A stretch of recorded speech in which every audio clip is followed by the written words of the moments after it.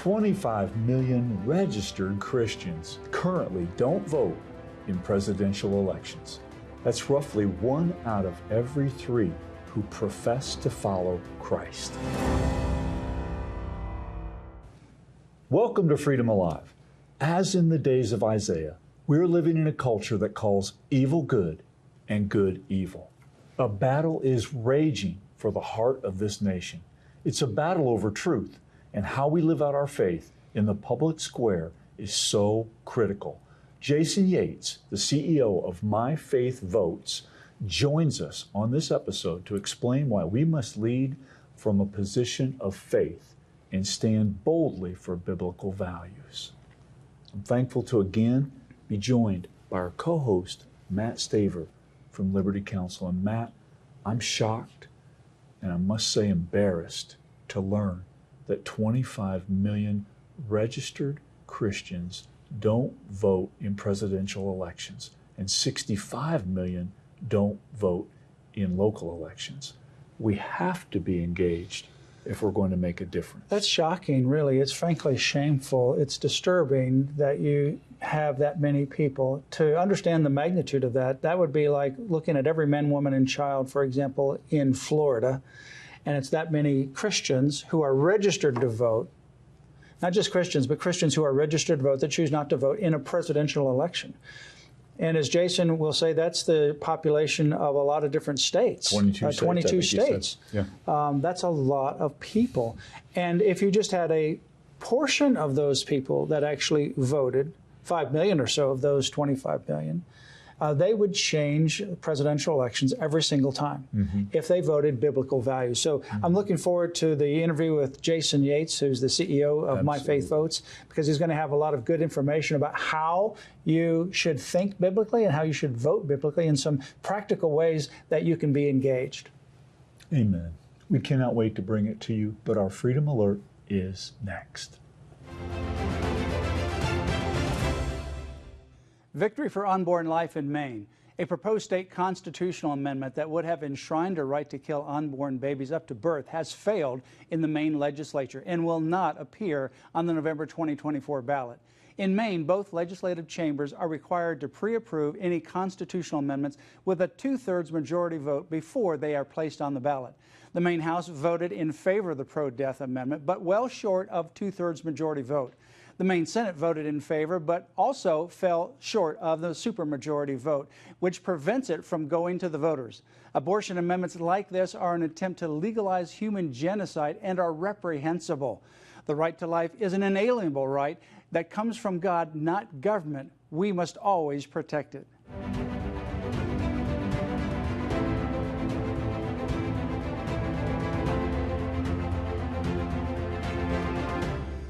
Up next, Matt's interview with Jason Yates.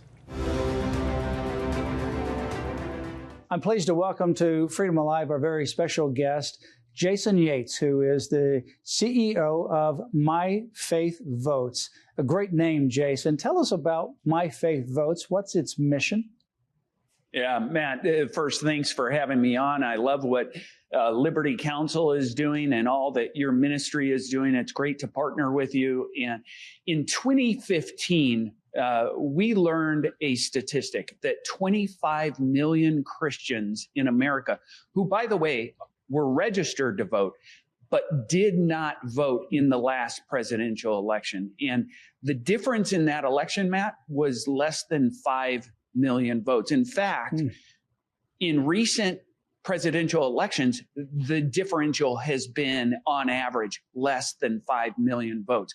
So 25 million Christians have enormous opportunity and influence to change outcomes of elections if we show up. And that's why My Faith Votes exists, to motivate, equip Christians to get off the sidelines, bring the influence of their faith into the public square and into the ballot box and to vote. So how does My Faith Votes do that? What is the process to educate people about the importance of voting? Because those numbers are staggering. I mean, you think about it, 25 million Christians that are registered. Yeah. So these are people who are registered, have the ability to vote. They didn't vote. And only a fraction of those, 5 million of those, if they voted, and if they voted for biblical values, they would change the future of the country. They would impact national elections. Yeah. And when I try and put it in context, 25 million is the equivalent of the voting population of 22 states in America. So you're absolutely right. Not only is it overcoming the differential in presidential elections, but it's an enormous number of people. You asked how, and I think you made a really important statement, which not only vote, but vote biblically. And we're committed to helping every Christian to pray, first and foremost, pray unceasingly for our nation, for our leaders, and for our elections. But then to think biblically about the issues and what is happening in our nation, and then bring that to the ballot box and to vote. Vote biblically in every election. Presidential elections are incredibly important, but so are local elections. In fact, your vote in a local election has more impact, more influence, of course, than a presidential election when so many more people are voting as well. And so it's a huge opportunity. So how are we doing that? Lots of ways. But mostly, My Faith Votes, it is about our faith. It's about putting our faith into action. It's about not staying on the sidelines. And so one of the things I'm really thrilled about is our grassroots community. We call it action partners, putting action partners into play, if you will, giving them real and tangible ways that they can put their faith into action and influence others to understand what's happening in the public square and to vote in every election. Yes. And so why is it so important? People say, well, I don't get involved in these issues because politics, it's dirty, it's partisan. I just want to focus on winning people to Christ. Yeah, Matt, Governor Mike Huckabee well. I know that he's our honorary national chairman. I asked Governor Huckabee once recently, what do you say to someone who says, oh, politics, it's too ugly, it's too dirty, I don't want to get involved? He said, do you do your dishes? Because if you don't do your dishes and you just let them start piling up, it starts to build, but eventually it starts to stink. And eventually you have no room in the kitchen. You can't get things done. If you want to make a difference, you got to roll up your sleeves and do the dishes. And so I think that's a perfect response to politics, and it's so dirty in that particular excuse. We've got to help people see that our faith has something essential to contribute. And in America, where we have a government for the people, by the people, and of the people, that we are called and have a responsibility, both as Americans and as Christians, to act on our faith and represent and be light in the communities that we live. But somebody might say, well, Jason, these choices that we have on the ballot, whether it could be at whatever level, I don't like either one of them there. They might be okay on this, but, I just don't like this about them. How does somebody as a Christian approach people who are frankly imperfect on the ballot? Yeah. I heard someone say once, and I thought it was really insightful. A lot of times we have that challenge of, I look at the ballot and I don't see anyone I can really align with. They're both bad choices. And as Christians, we're called to have discernment and make choices. But what I heard someone recently say is, yes, we want to magnify the good and bring the best common good to the society. But we also have to think about it in terms of how do we lessen evil? Sometimes we have to make choices that lessen evil, even if it doesn't feel like it's the best choice, or that brings ultimately good, but how do we lessen evil in that choice? And sometimes it's a choice between flawed candidates. I often say Jesus isn't on the ballot, so you've got a choice between flawed candidates. Yeah. You have to do your best to make the best choice. Yeah, you have to choose the best one. Nobody's going to be perfect on the ballot. Somebody is going to disappoint you at some time or another. They may not line 100% with your values, but choose the one that aligns most with fundamental biblical values.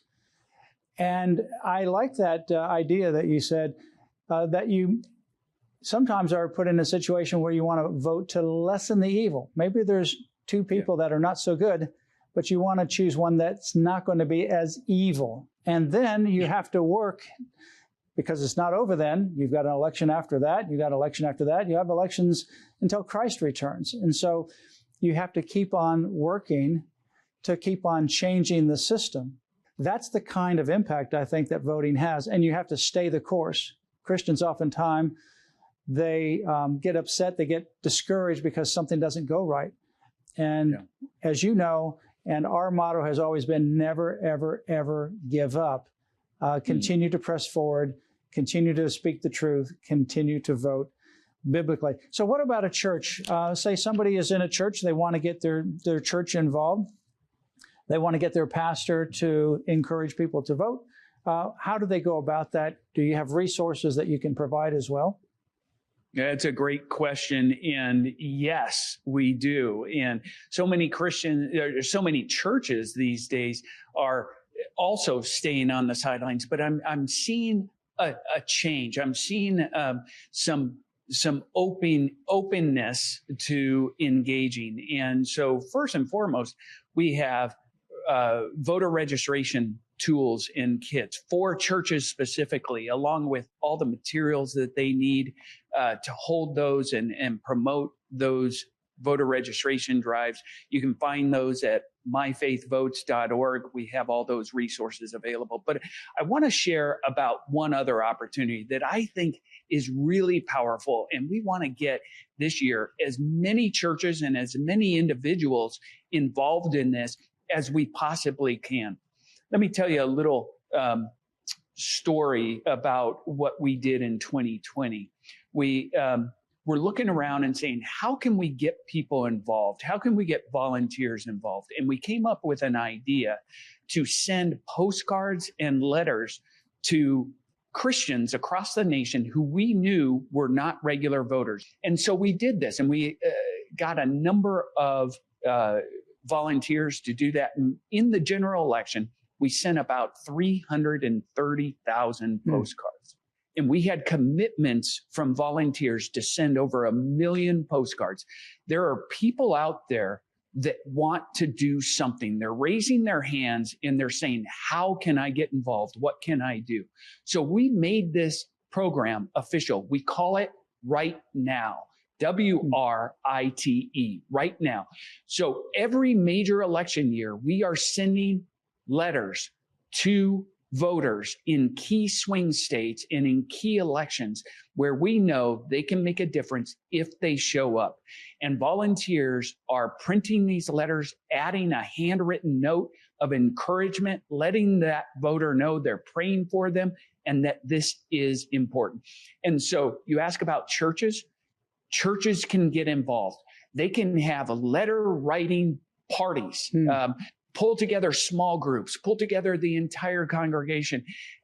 If everyone commits to write 10, 20 letters, we can have a huge impact in churches across this nation, influencing other Christians across this nation to vote and be involved. It makes a difference. And by the way, Matt, we have measured this, and we have seen in past elections a 22% increase in voter turnout for those people that receive these letters.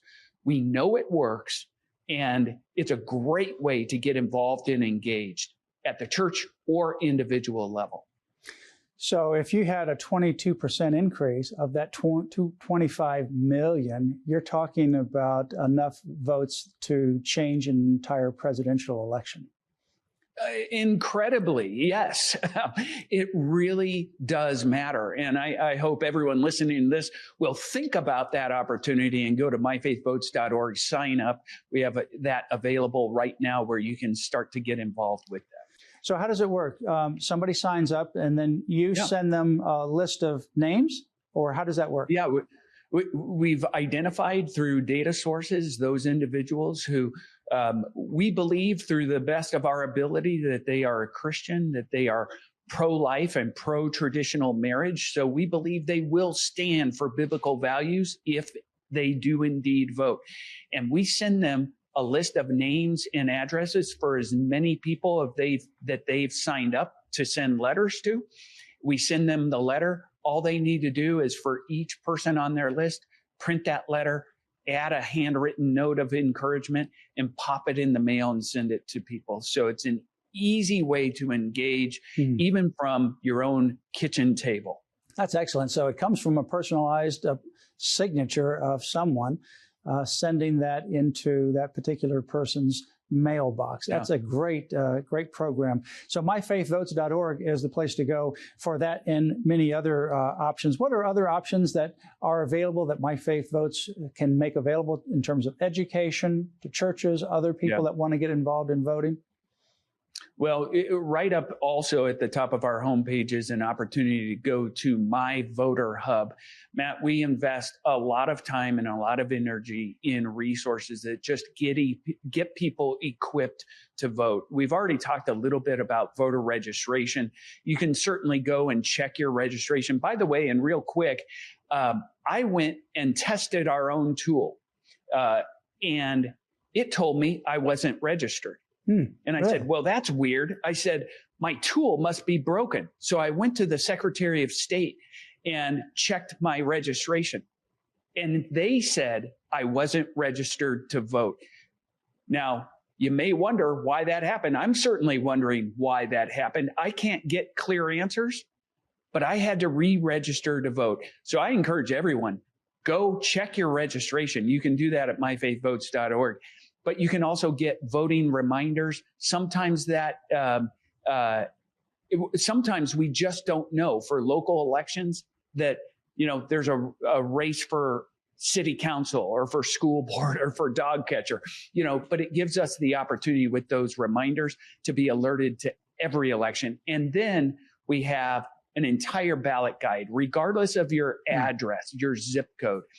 You put that in, we give you a personalized guide that helps you understand what's going to be on your ballot. It's really powerful information that can help you get prepared for every single election. That's excellent because, when you go to the ballot box and you have all these different choices and that's the first time you've ever seen them and you don't know what those choices mean, this gives you some heads up. So this would be available for any zip code. They just type in the zip code and that will type in their address. And they get information about their ballot. And, it's powerful information. So it's something we're committed to every single election cycle to inform people. I find that there's lots of reasons why Christians don't vote. One of those is they don't have the information, or at least they don't know that they have the information. They would vote if they did. And through My Voter Hub at My Faith Votes, we're trying to inform them and give them everything that they need. How would you encourage pastors, for example, in churches, but particular pastors, church leaders, to get involved and encourage people to register and encourage them not only to register, but to vote biblical values? How would they go about it? What kind of resources can you provide? Well, we certainly have some things on, we've already mentioned voter registration, things like that. We have some sermon outlines, but I do want to share with you something that we're releasing in the month of May. It's called Think Biblically. We've partnered with some Christian leaders, Dr. Albert Mohler, Vodi Bakum, Abby Johnson, to talk about key issues such as socialism, the sanctity of life, biblical sexuality, what it means to get engaged in politics. And we're providing a small group study series called Think Biblically that helps break down what does the Bible say about each of these topics. I think this is going to be an incredibly valuable tool to get some biblical teaching and have great conversations, and to equip us to take those conversations and share it with others, talk to others that we know, our family, our friends, others at our church, and represent and be light on these issues. I often say, there's someone in a church pew that they're going to go to work on Monday and they're going to be required to sign a DEI statement, a diversity, equity, and inclusion statement. How is the church helping that person? Yeah. There's someone in the pew, a student who's going to go to school the next day and be asked to define their pronouns. How is the church helping that person know what to do in that situation? I think Think Biblically is going to be a powerful tool to really help the church. Liberty Counsel, we just worked in Osseo School District in Minnesota, and parents and students were confronted with that very thing about pronouns and so much more. They were being forced, as well as teachers, to participate in a what they would call it LGBTQIA+, that's their words or their letters, indoctrination day, which includes pronouns and a chart. And the pronouns are things I've never seen before. They don't make sense. They don't exist. And they were asked whether or not you identify with one of these pronouns. But people got involved, pushed back, and thousands of students opted out or they stayed home, and they objected to this. We got involved. But this is exactly what you're saying. Yeah. So many times pastors or churches think, well, I don't want to deal with these things because they're not, they're controversial, they're political. No, these are issues that people are having to deal with, Monday through Saturday, if you will. Right. You can't pretend on Sunday that these just don't exist. You've got to get down into the grassroots of the daily lives of what actually people are dealing with to help them, as you say, Jason, think biblically. And thinking biblically is also voting biblically as well. It's mind-blowing, and we have to be involved, engaged. We have to be watchmen on the wall and paying attention and praying for our nation, but not only praying, being involved, taking action, and getting engaged. So thank you for what you're doing in Minnesota, but that's my home state, and we need to stand up a little more strongly in this state. Well, I think sometimes people say, well, voting is political and, politics is dirty and, I don't want to get involved in that. I just want to focus on reaching the lost. But, voting is an obligation in the United States of America. We are the government. We are the people. We the people. Right. And voting is not just an opportunity, a privilege, but it's really a duty of all of us, certainly of Christians. And we can't speak, for example, on Sunday, our biblical values, but then pretend like they don't exist on Monday, particularly on Tuesday when we go to work and we go to the ballot box, because voting is the appointment of an agent to act on our behalf, and we will be accountable for how that agent acts. So voting not biblically, putting somebody in office that is contrary to biblical values, that's our agent. They're acting for us. If we don't vote and we allow somebody else to put a person in office that undermines biblical values, we will still be held accountable. We need to think biblically, we need to vote biblically and act biblically. Jason, for those people who are wanting to get involved, those people that want more information, My Faithos is a great resource. What other resources might you offer, or what other words would you have as encouragement for why we should vote biblical values? I just want to encourage all of your listeners that there are two main things, especially this year in 2024. There's so much at stake. I know you understand that, Matt, and what is at stake in this particular election cycle. Over 100,000 elections, but we certainly have the presidential and the U.S. Congress and so forth. But there are two things that every Christian, I think, should consider. First is, how are they going to equip and prepare themselves to vote? And I've mentioned a few tools, but we also have incredible opportunities to pray for our nation. I often say that at election time, the priority of the Christian should to seek the face of the Lord in prayer. We need to be seeking the Lord in these elections and asking him for wisdom and guidance. But there's lots of resources. Secondly, though, is how can we be involved to encourage others to vote and vote biblically? And there's something we can do. And I hope and I know there's a lot of people out there raising their hands, wanting to do something.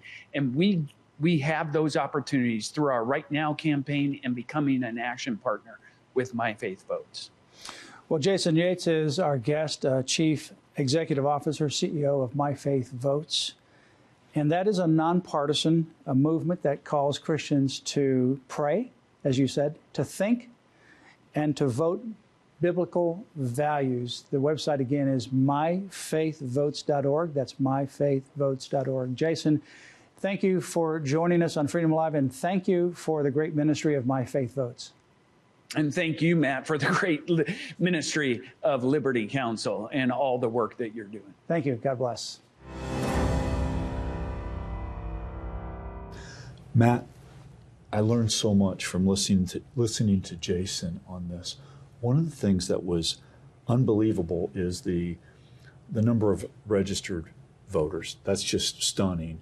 But the other thing is the number of opportunities we have. We should be warriors, and we're not participating. There are over 100,000 elections. When we think of November, we often think of the presidential election, but there are so many opportunities to make a change. Yeah, you've got 25 million registered voters who are Christian that didn't vote in the last presidential election or in some of these presidential elections. And just a fraction of those could change presidential elections every single time. Doesn't only take maybe 5 million of those, of the 25 million, you'd change presidential elections if you voted biblically. But in addition to that 25 million registered Christians, you also have a larger number of registered Christians that are not voting in local elections.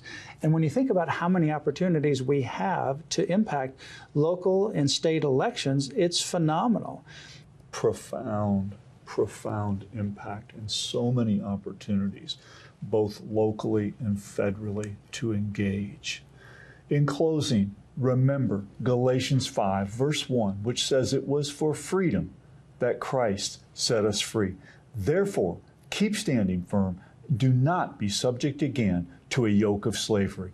Our freedom is a gift from our Creator. We must never forget that and always protect it. Join us here next time. You'll hear victories as well as ways you can stand up for your priceless freedom. Join us again for Freedom Alive.